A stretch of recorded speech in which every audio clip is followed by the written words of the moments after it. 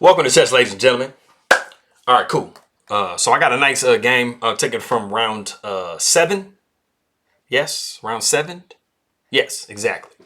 Taken from round 7 of the Magnus Carlsen Invitational. We started the day with a bang. As you guys saw, that first game was like a Wesley so immortal game. It was crazy. You pretty much were sacrificing a house, and you ended up winning the game. That's some really nice calculation and some really nice awareness of tactics. So it's just crazy all around. So, I appreciate everybody that's coming from the Philippines. Magandang umaga, magandang hapon, kamusta, aking mga kaibigan, maraming salamat po,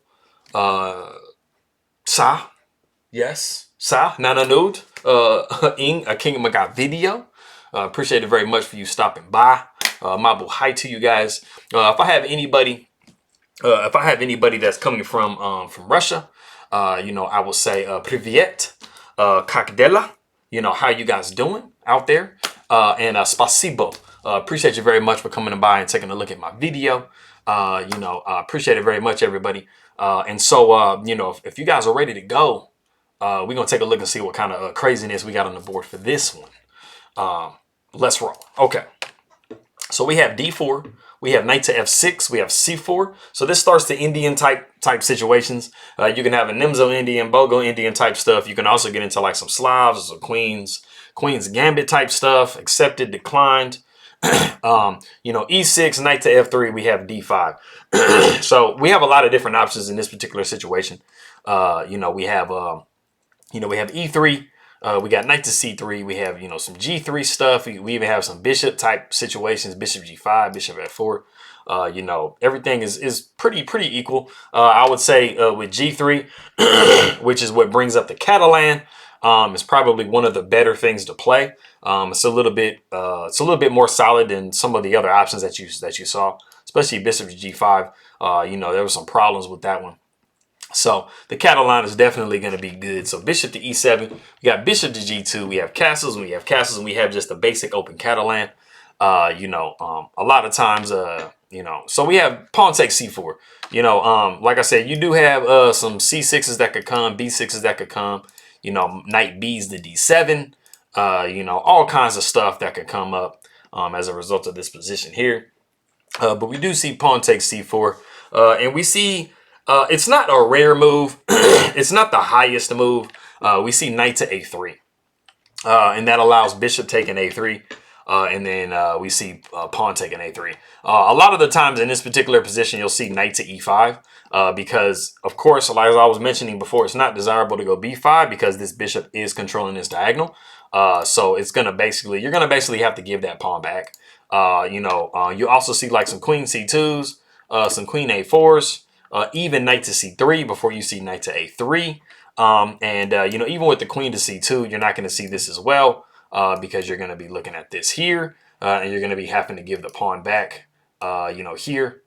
So it's not so desirable. You're going to be giving up some material. So, it's a very rare situation where you're able to actually hold these pawns together. So pawn takes C4, knight to A3. We have bishop takes A3, pawn takes A3. We see bishop to D7. So bishop to D7 is trying to do kind of like a French Rubinstein, Fort Knox type of situation by putting this bishop on C6 and contesting this bishop on G2. So we see knight to E5. Excuse me, man. So we have bishop to C6, knight to C6. Take a little swig of water right quick. Man. I don't know why when I try to make a video right now. It's like, hey man, let me get this. Anyway, knight takes C6. We got knight takes C6, bishop to B2. We see knight to D5. We're coming to C1. We got knight to B6. We got E3, and we have queen to E7, and this is the novelty of the game. We have seen, I believe, queen to D7 and queen to D6 before. Those are the two main moves in the position. So queen to E7 is a new idea introduced by Wesley So. So it's a So novelty, not a Nava novelty, but a So novelty. Anybody who watched my my Roderick Nava video, that was kind of like a little gem that I came up with, a Nava novelty. Anyway, you had to be there. Anyway, so got queen to E7 novelty. Queen comes to C2. We got rook F to E8, rook F to D1, rook A to D8, and we got H4. And as you can see, you know, both sides are pretty much done what they want to do. You know, they've gotten their rooks, you know, onto these open files. Well, not the open files, but I mean, they've got their rooks connected, is what I'm meaning to say. We have all our pieces out, you know, we do have bishops versus knights, which sometimes can be relevant. It just depends on the situation. But we see H6 by black. The rook comes to D2. We got rook to D7. We got queen to C3. Of course, you know, being a little bit cheeky, you know, trying to see if we can't just push the pawn and just throw a little checkmate in there. You know, we can always dream, right? You know. So the rook E comes to D8. We see rook C to D1. And we see F5. And this is very useful because this does protect this pawn, you know, double protected with the rook and the queen. So we're not seeing any checkmates coming up. So, you know, it just keeps everything nice and protected. The bishop comes to A1. We see A5. We see E4 trying to open the position. Like I was saying before, you know, we do have bishops. Man, my bad, people. My bad. I don't know what's going on, but I can't clear my throat. So we have both bishops for white. So at the end of the day, you know, white is trying to open their position as much as possible so that their bishops can become better than these knights. The knights want the situation, they want the position to be as closed as possible because they're going to be able to maneuver around. You know, the knight's going to come here, you know, just be able to maneuver. That's how knights operate. They don't operate to their maximum potential in open positions. So those are the main differences. So it's not that the bishop is always better than the knight or the knight always better than the bishop. It comes kind of down to personal preference, and it just comes down to the exact position that you're in, whether the knight is going to be superior to the bishop. So we see pawn takes E4. We got bishop takes E4. We have queen to F6. Now queen to F6 is just exclaiming the fact that you're not gonna checkmate on G7. We're just making that absolutely clear. Wesley says we're not having that here. That's not what we do over here. You're not getting in my kitchen. So king comes to G2. We got A4. And this is kind of a waiting move a little bit. Now white is kind of in a zugzwang a little bit. Because they don't really want to move any of their pieces because they're protecting this pawn really good. But as you can see, there's not really a lot else to really too much do. So we see the rook coming to E1. The knight comes to D4, takes on D4, which seems like it kind of gives away a pawn. And then we see the bishop takes B7. So we have, we got the somewhat material equality. We're still down a pawn by white, but you know, it's not the end of the world. And so after the bishop takes on B7, we do see C6. So it kind of seems like, man, I'm trapping my bishop a little bit. You know, it kind of seems like the only retreat is to this square. So if you would like to pause the video and see what Daniil Dubov, what the best move in the position is here, go ahead and do so real quick. All right, cool. So to show you what he actually played in the game, which was somewhat incorrect. It was actually, I don't want to say it was a blunder, but it was definitely like a mistake. And it was rook E to D1. And that just allows like basically black to just cement the pawn, the knight in the middle of the board with E5. Now, going back to the position that we had. If you notice, something that you should always notice when you're playing your games, you should always be paying very close attention to any pieces that are undefended. So, in black's position, you'll see everything is defended except for the bishop, of course, for white. But conversely, the piece that is actually undefended for black is this knight here. So you would think, so when you're noticing an undefended piece for your opponent, usually a certain move comes to mind. Now, of course, your bishop is undefended, but it's twofold. Now, this position here, you would actually have, if you guessed rook to B1, you would actually be very correct. This was the best possible move in the position. It actually gave white a pretty nice, like, even advantage over black. Just a slight edge. A lot better than the move that was played in the game, the rook E to D1, right? Because it allowed, E5 to come. But what it does is it does attack this undefended knight in the position. You know, if the knight moves, so let's say, for example, you have something like this, you just be taking the pawn, and you have so many pins going on here because the queen is here, and now you have just defended this piece. And so you're kind of like in a iffy situation. Of course, you know, if you take here, you're just going to be capturing this rook, this knight here. So you've maintained the equality, but you're having some issues because now you can take here, and then this checkmate threat is very live. So you have to be very careful about that. So that was actually a really nice counterattack that Dubov actually missed. And like I said, he did go rook e to d1, which allowed e5. And so we see bishop escaping to a6, which is, you know, planning to get his pawn back. So the king comes to h8, bishop takes on c4. So now we've restored material equality. Although you are having this really, really bad structure here, you know, as far as these pawns are concerned. So that is a major issue that white has. So the knight takes on c4, queen takes on c4. We see queen to f3 with check, king to h3, queen coming to f5 with check, king coming to g2, queen coming to f3 with check, king to h3. So it looks like we might repeat positions. But Wesley so says, no, we're not doing that because I'm trying to win. I need to claw myself back into the game.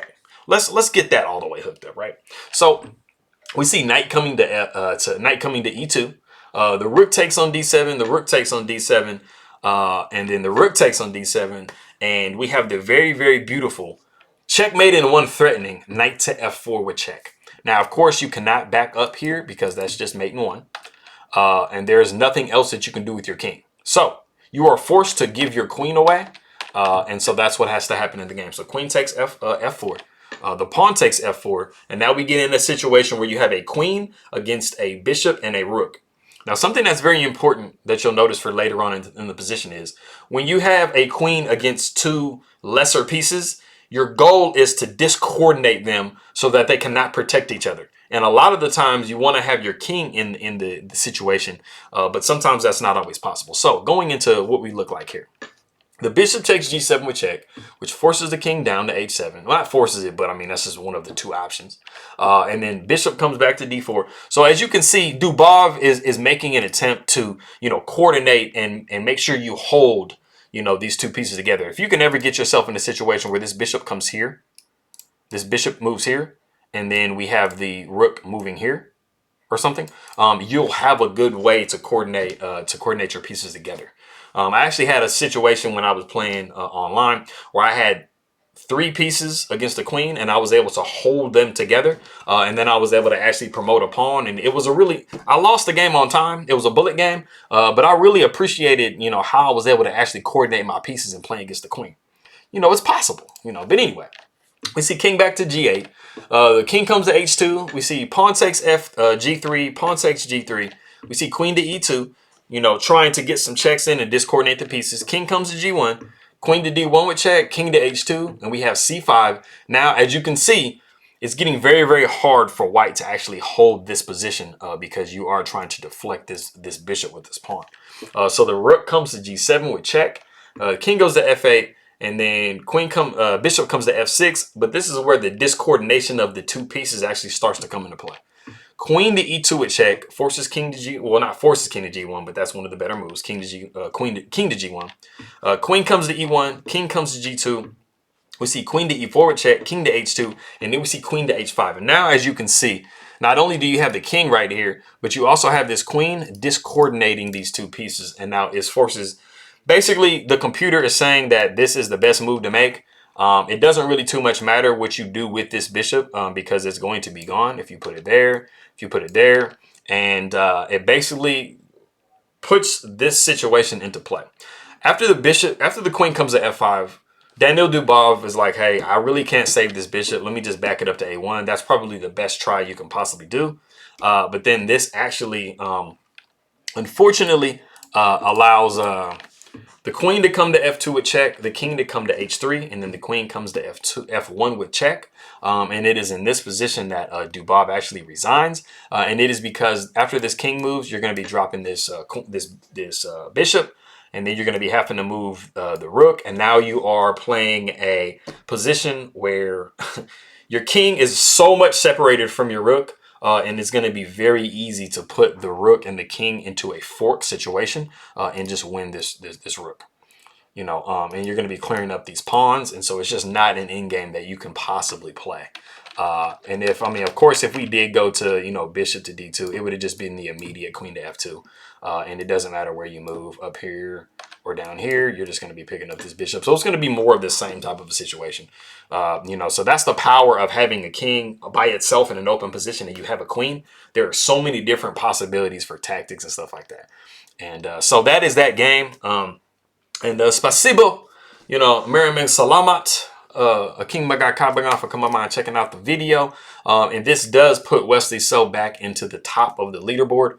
So this allows him basically after these next two, if he can just make sure he holds it for these next two, you know, these next two rounds, then he'll be making it back into the finals. So, you know, it'll be a true 7-day tournament for him. So we'll see how he does for these next couple of rounds. And I will see you guys next time. Appreciate it.